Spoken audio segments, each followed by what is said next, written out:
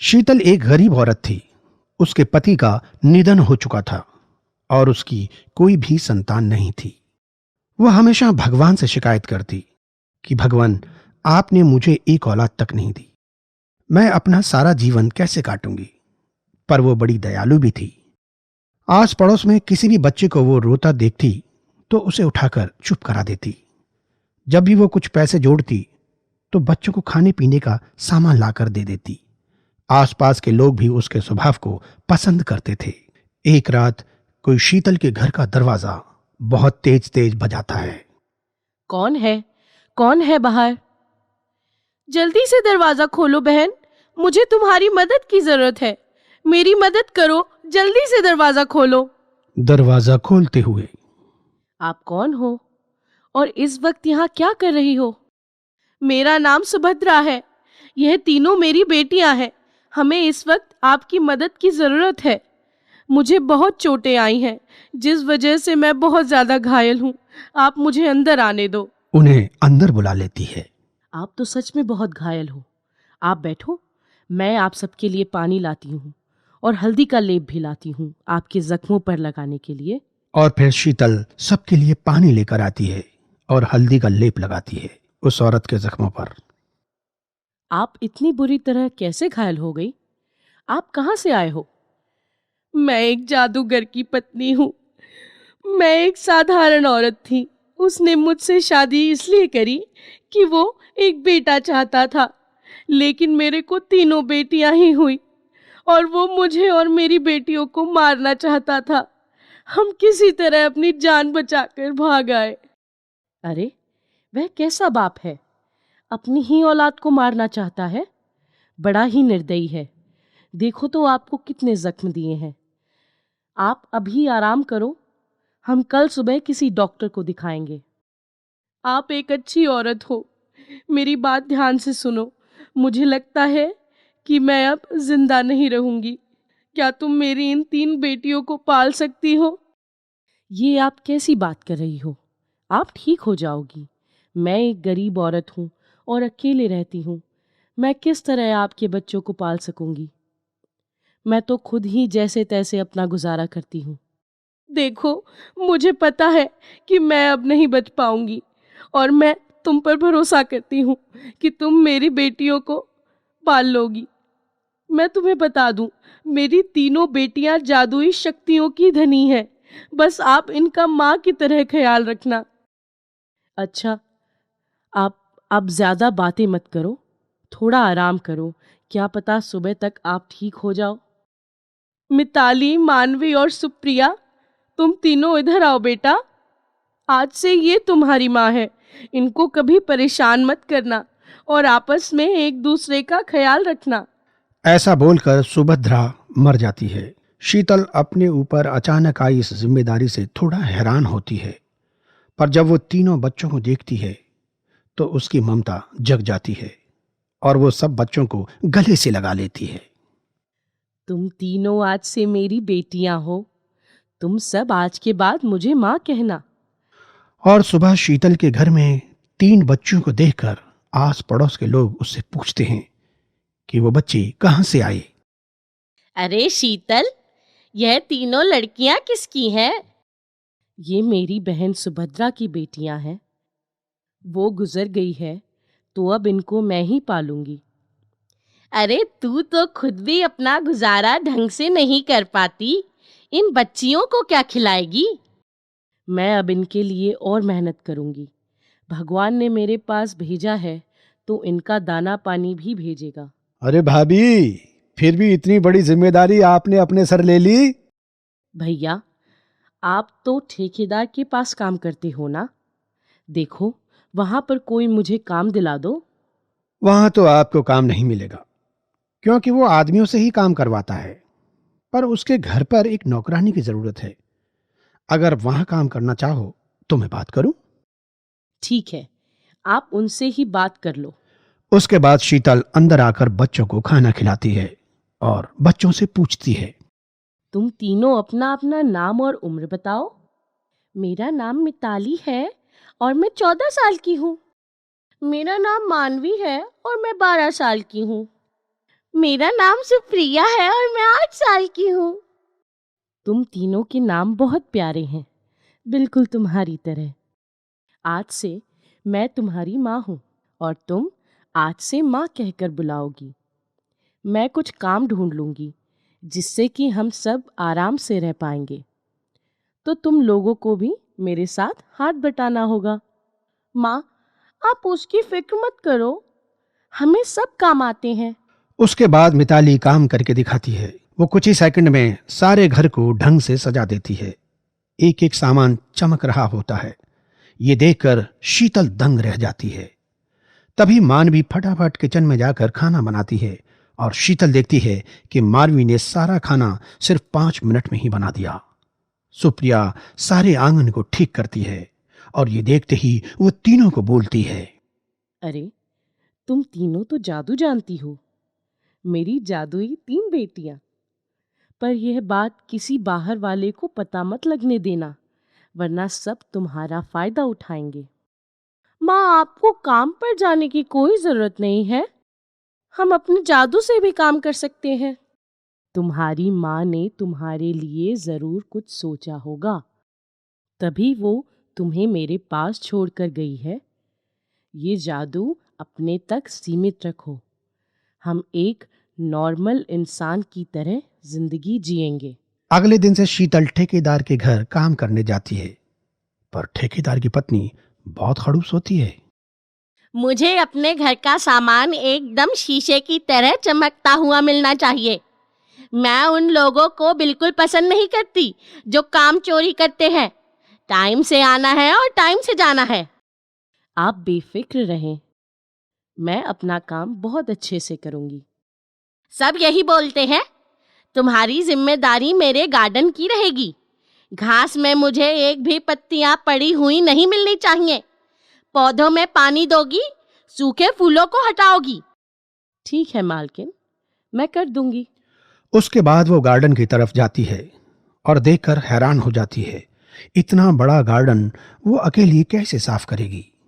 और वो अभी बस इस बारे में सोच ही रही होती है कि उसे मिताली अपने पास खड़ी नजर आती है। अरे मिताली, तुम यहाँ कैसे आई? तुम्हें यहाँ का रास्ता किसने बताया? और तुम अपनी बहनों को घर पर अकेला छोड़कर कैसे आ गई? माँ, मैं यहाँ ऐसे आई कि मैंने आपको इस शीशे में देख लिया था कि आप इस गार्डन को देखकर परेशान हो गई हो। और सुप्रिया और मानवी भी मेरे साथ है। वह देखो उधर कोने में। मैंने तुम तीनों को कहा था ना, घर पर ही रहना और नॉर्मल इंसानों की तरह रहना है। तो माँ, हम नॉर्मल ही तो दिखाई दे रहे हैं ना। हमारे कौन सा 4 सींग है या कई सारे हाथ पैर है? नहीं ना। तो तुम एक काम करो, यहाँ खड़ी रहो और हमारा कमाल देखो। फिर वहां का नजारा देखते ही बना। सुप्रिया ने जल्दी से फूंक मार के सारी घास के ऊपर से सूखी पत्तियों को हटा दिया। मिताली ने जल्दी जल्दी सारे पेड़ों की कटिंग कर दी और मानवी ने सारे गार्डन में पानी दे दिया। शीतल ये देखकर हैरान आंखें फाड़ देख रही थी और जैसे ही काम खत्म होता है, तीनों बहनें शीतल के पास आकर कहती हैं, कहो माँ, हमारा काम कैसा लगा? तुम तीनों का जादू दिख रहा है पूरे बगीचे में। मालकिन पूछेंगी तो क्या बोलूंगी? अकेले इतना सारा काम कैसे किया? अरे माँ, उसको अपने काम से मतलब है। उसे कोई फर्क नहीं पड़ता कि तुमने काम कैसे खत्म किया। अब आप यहाँ पर सुस्ताने का काम करो, हम तीनों घर जा रहे हैं। अभी तीनों बहनें घर चली जाती हैं और शीतल वहां बैठकर सोचती है कि अब मैं क्या काम करूं। काफी देर गार्डन में खाली बैठने के बाद शीतल मालकिन के पास जाकर कहती है, मेम साहब, काम खत्म हो गया है। अरे, इतना बड़ा गार्डन तूने अकेले इतनी जल्दी कैसे साफ कर दिया? मैंने आपसे कहा था ना कि मैं आपको कोई शिकायत नहीं होने दूंगी। मुझे ये काम अच्छे से आता था, इसलिए मैंने कर दिया। आज मेरा पहला दिन है, तो क्या मैं थोड़ा जल्दी जा सकती हूँ? हाँ हाँ, जा, गार्डन तो साफ हो ही गया है। कल टाइम से आ जाना। शीतल घर की तरफ चल देती है। रास्ते में जब वो घर की तरफ आती है तो वो अपनी जमीन का वो छोटा सा टुकड़ा देखती है जहां उसका पति खेती करता था। आज वो बिल्कुल खाली पड़ी थी। थोड़ी देर वो वहीं रुक जाती है। तभी पड़ोस का एक किसान आकर उसे कहता है, अरे भाभी, खेतों की तरफ बहुत दिन बाद आई हो, क्या खेती करने का इरादा है क्या? बस भैया, इधर से गुजर रही थी तो खेत पर नजर पड़ गई। वो थे तो कैसे खेत लहराता था। ये तो सच कह रही हो भाभी, बहुत अच्छी खेती करना जानता था जग्गू। हाँ, जब से वो गए हैं खेत खाली ही पड़ा है। अरे भाभी, ये जमीन मुझे जुताई पर दे दो, साल के कुछ पैसे ले लिया करना, आपका भी सहारा बनेगा। मैंने कभी इस बारे में सोचा नहीं, घर जाकर सोचती हूँ आज। हम तीनों के लिए कोई भी काम मुश्किल नहीं है। अब तय हो गया है कि हम अपने खेत अपने आप बोएंगे। और शीतल के मन में भी एक छोटी सी उम्मीद जगती है। सर्दियां शुरू होने वाली थी। वो सब मिलकर सोचती हैं, सब किसान गेहूं की खेती करेंगे, हम भी चलो गेहूं की खेती करते हैं। और अगले दिन शीतल अपनी तीनों बेटियों के साथ खेत पर पहुंचती है। क्या हुआ भाभी, आपने सोच लिया क्या? तो बात कर ले हम पैसों की। हाँ भैया, सोच लिया, हम अपने खेत खुद बोएंगे। अरे भाभी, आप अकेले खेती कैसे करोगी? अकेले कहाँ भैया, अपनी बेटियों के साथ करूंगी। और किसान अपना सा मुंह लेकर वहां से चला जाता है। उसके बाद में शीतल अपनी बेटियों के साथ मिलकर खेत को तैयार करती है। वहां उगी जंगली झाड़ियों को वो सब मिलकर पहले साफ करते हैं और फिर खेतों में बुआई करते हैं। दाना बिखेरने के बाद वो सब पानी देते हैं और शीतल के कहने के अनुसार वो सब इस तरह करते हैं जैसे एक नॉर्मल इंसान करता है। फिर भी ये सारा काम 3 दिन में ही खत्म हो जाता है। आसपास के किसान उनकी मेहनत देखकर हैरान हो जाते हैं। अब शीतल और उसकी बेटियां बीच बीच में अपने खेतों को देखने आती, उसमें पानी, खाद और हर चीज का ध्यान रखती हैं। एक दिन जब उन लड़कियों का जादूगर पिता वहां से गुजरता है, तो वो अपनी बेटियों को किसी और औरत के साथ में खेत का काम करते हुए देखता है। पहले उसे लगता है कि कोई और है, पर अगले दिन वो फिर अपनी बेटियों को वहां काम करते हुए देखता है, तो वो उनका पीछा करता है और शीतल के घर तक पहुंच जाता है। आप कौन हैं और यहाँ क्या करने आए हैं? मैं इन तीनों बेटियों का पिता हूं। आपने तो इन्हें घर से निकाल दिया था, अब आप क्या चाहते हो? क्या मैं अंदर आकर बात कर सकता हूं? आ जाइए। अंदर आकर, तुम तीनों कैसी हो मेरी बेटियों? अब आप यहाँ क्या लेने आए हो? हमारी माँ मर चुकी है और इसके जिम्मेदार आप हो। मुझे अपनी गलती का एहसास हो गया है बेटियों, तुम तीनों मेरे साथ चलो। अब हम आपके साथ नहीं जाएंगे, हम इनके साथ रहेंगे। इतने दिनों से यही हमारी देखभाल कर रही थी और माँ ने भी हमें इनके पास छोड़ा है। पर तुम मेरी बेटियां हो, जल्दी से मेरे साथ चलो। हमें आपके साथ नहीं जाना, यह हमारा आखिरी फैसला है। और जादूगर के काफी बोलने पर भी वो तीनों उसके साथ नहीं जाती और अपनी मां शीतल के पास ही रह जाती हैं।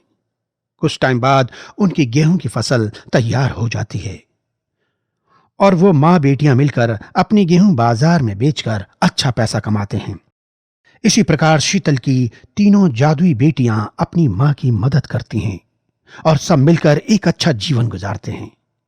और अब शीतल भगवान को रोज धन्यवाद देती हैं कि तुमने मुझे इतनी प्यारी बेटियां दी हैं। कलावती एक बहुत ही गरीब औरत थी। उसके 2 बच्चे थे, एक बेटी और एक बेटा। कलावती और उसके 2 बच्चे कालीपुर नाम के एक गांव में रहते थे। कलावती का पति एक हादसे में अपनी जान गंवा बैठा था और बेचारी कलावती को इस दुनिया में छोड़कर चला गया था। उसके सास ससुर भी गुजर चुके थे। कलावती ने शादी के बाद से ही बहुत दुख देखे थे। उसने बड़ी मुश्किल से अपने बच्चों को बड़ा किया था। वो लोगों के घर में काम करती थी, मजदूरी करती थी, लेकिन फिर भी वो अपने बच्चों को वो सब नहीं दे पा रही थी जो वो चाहती थी कि वो उन्हें दे। एक बार की बात है, कलावती अपने बच्चों को लेकर बाजार गई तो बाजार में उसके बेटे को एक बाजा पसंद आ जाता है।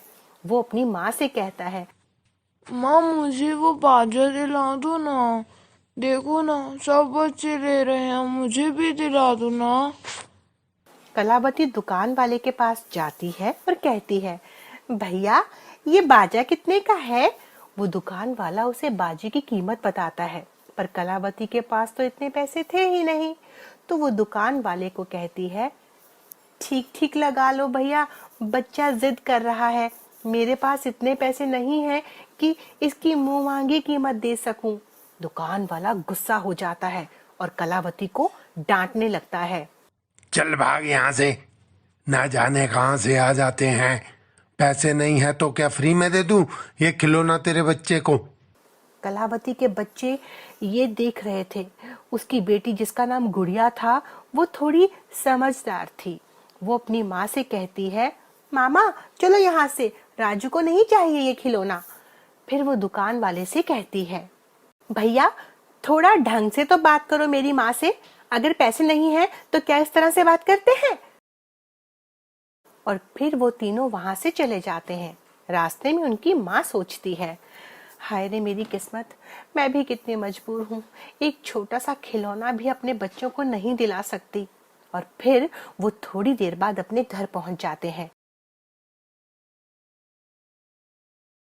कलावती की बेटी अपनी माँ के लिए पानी लाती है और कहती है, मामा आज से हम तेरे साथ बाजार नहीं जाएंगे। लेकिन बेटी क्यों? तू ऐसा क्यों बोल रही है? माँ वो बात ये है कि बाजार में इतनी सारी चीजें देखकर हमारा मन ललचा जाता है, फिर तुझे उन चीजों को खरीदने के लिए लोगों से मिन्नतें करनी पड़ती हैं। कितनी समझदार है मेरी बेटी। फिर वो अपने बच्चों को अपने गले से लगा लेती है और कहती है, मुझे माफ कर दो मेरे बच्चों, मैं तुम्हें कुछ नहीं दे सकती।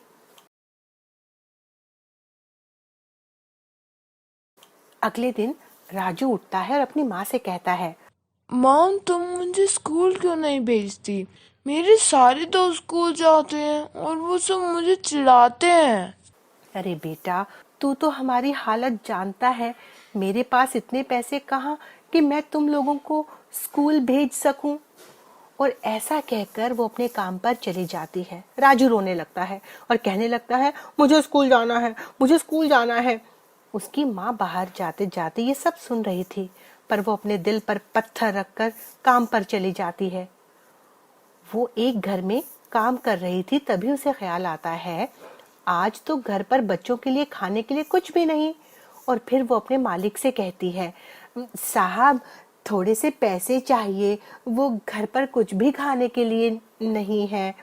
क्यों कलावती, अभी तो तुझे काम करते हुए कुछ ही दिन हुए हैं, अभी से पैसे मांगना शुरू कर दिया तूने? तुम लोगों की यही दिक्कत है। साहब बहुत जरूरत है पैसे की, अगर हो सके तो दे दो, वरना आज मेरे बच्चों को भूखे ही सोना पड़ेगा।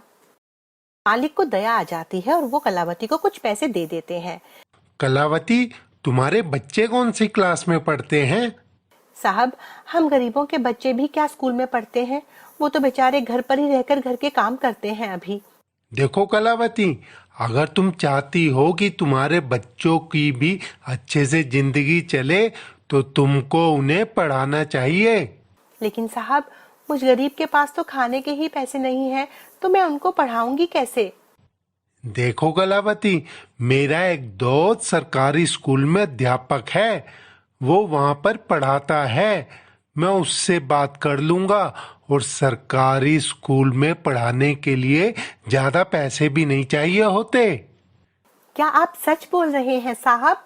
क्या मेरे बच्चे भी स्कूल में पढ़ सकते हैं? हाँ, तुम कल ही अपने बच्चों को लेकर उससे मिल लेना। कलावती बहुत खुश थी, एक तो उसको पैसे मिल गए थे और दूसरा उसको अपने बच्चों को पढ़ाने का मौका भी मिल रहा था। और जल्दी से काम खत्म करके घर पहुंच जाती है। घर जाकर देखती है कि राजू ने रो रो कर अपने आप को बुखार चढ़ा लिया था। वो चारपाई पर लेटा हुआ था। कलावती उसके पास जाती है और कहती है, आज मेरे राजा बेटा, क्यों तुम खेलने नहीं गए? क्या बात है, नाराज हो अभी तक? मेरा बेटा भी अब स्कूल जाएगा। और फिर जैसे ही उसे छूती है तो देखती है कि उसे तो तेज बुखार है। वो घबरा जाती है। वो जल्दी से गुड़िया को आवाज देती है और पैसे निकाल कर कहती है, ले बेटी जल्दी से दवा ले आ। गुड़िया दवाई लेने चली जाती है। हे भगवान, एक मुसीबत से छुटकारा मिलता नहीं और दूसरी पहले आ जाती है। क्या हमारी जिंदगी ऐसी ही चलेगी उम्र भर? तभी गुड़िया दवा लेकर वापस आ जाती है और राजू को दवाई पिला देती है। राजू सो जाता है।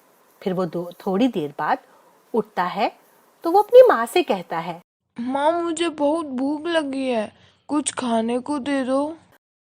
फिर वो रसोई में जाती है और खाना बनाने का नाटक करने लगती है। बाहर से उसका बेटा आवाज लगा रहा था, माँ खाना दो ना जल्दी से, इतनी देर हो गई तुम्हें रसोई में गए हुए और अभी तक कुछ नहीं बना। बेचारी मजबूर माँ क्या करती, वो तो उससे दोबारा सोने का इंतजार कर रही थी कि कब वो सो जाए, क्योंकि रसोई में तो कुछ भी खाने को नहीं था जो वो उसे दे सकती। इतने में गुड़िया रसोई में आती है और देखती है कि उसकी माँ तो खाली बर्तन को देख रही है और खाली बर्तन में ही खाना बनाने का नाटक कर रही थी। तभी गुड़िया कहती है, माँ ये तुम क्या कर रही हो? बर्तन में तो कुछ भी नहीं है, तुम क्या पका रही हो? कलावती गुड़िया को गले लगाकर रोने लगती है और कहती है, क्या करूं बेटी, घर में कुछ भी नहीं पकाने के लिए। क्या दूं तेरे भाई को? जो कुछ पैसे लाई थी वो तो उसकी दवाई में लग गए। माँ तो चिंता मत कर, मैं भी कुछ लाती हूँ बाहर से। और फिर कुछ देर बाद गुड़िया कुछ फल लेकर आती है और राजू को देती है। राजू फल खाता है और फिर सो जाता है। कलावती गुड़िया से पूछती है कि वो फल कहाँ से लाई। तो गुड़िया कहती है, माँ वो आज जब घर पर खाली बैठी हुई थी ना, तभी जो सामने फल वाला है उसका सामान आया था ट्रक में, लेकिन उसको सामान उतारने के लिए कोई मिल नहीं रहा था, तो मैंने उसके सारे फल उतरवा दिए थे। तो वो मुझे बदले में पैसे दे रहा था, लेकिन मैंने मना कर दिया और उसने कहा कि जब मेरी माँ आएगी तो मैं उनसे पूछ कर ही पैसे लूंगी। माँ गुड़िया को गले से लगा लेती है और कहती है, मेरी प्यारी बेटी, तुझ जैसी बेटी भगवान सबको दे। और फिर गुड़िया कहती है, तुझ जैसी माँ भी भगवान सबको दे, जो कि अपने बच्चों के लिए दिन रात इतनी मेहनत करती है।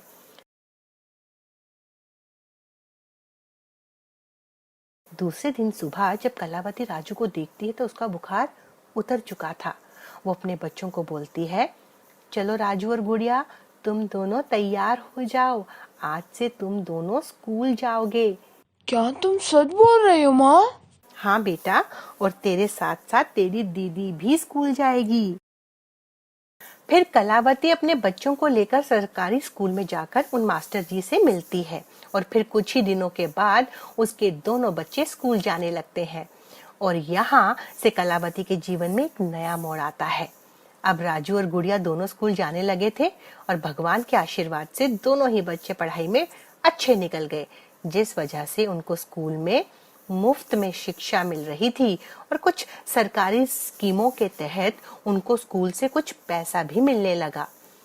माँ ये देखो, मैं अपनी क्लास में फर्स्ट आई हूँ। माँ इधर भी देखो, मैं अपनी कक्षा में फर्स्ट आया हूँ। हे भगवान, तेरा लाख लाख शुक्र है कि मेरे बच्चे इतने काबिल हैं, वरना मुझे तो इस जिंदगी में बस अंधकार के सिवा कुछ नजर ही नहीं आता था। और हाँ माँ, मास्टर जी ने तुम्हें कल स्कूल बुलाया है। मुझे स्कूल बुलाया है? लेकिन मुझे क्यों बुलाया है? माँ वो आपको अपने स्कूल में नौकरी देने की बात कर रहे थे। वो जो स्कूल में पानी पिलाने वाली आंटी है ना, वो अब नहीं आ रही हैं, तो आपको उनकी जगह काम करने को बुला रहे हैं। इस तरह कलावती को भी उसी स्कूल में नौकरी मिल जाती है। अब कलावती सुबह अपने बच्चों के साथ स्कूल जाती थी